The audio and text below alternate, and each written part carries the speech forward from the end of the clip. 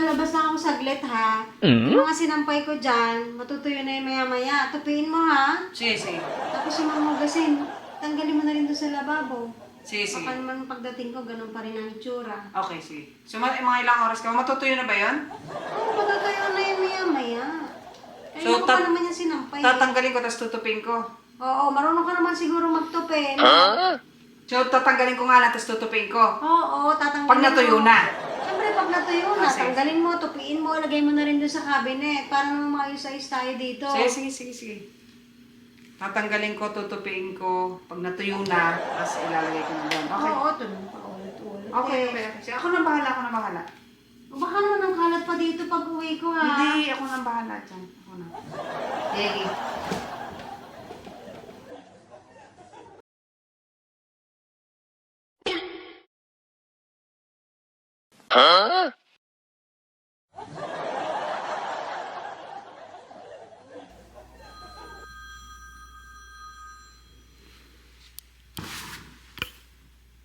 Hello?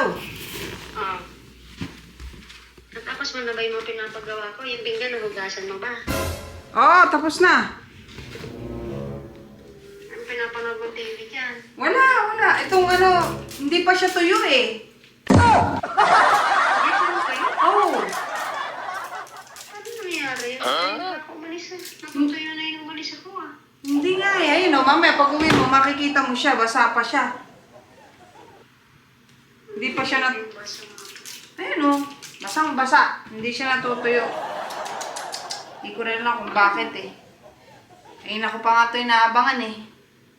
Sige, titignan ko na lang pag uwi. Ah, sige. Uwi na rin naman ako ngayon. Sige, sige.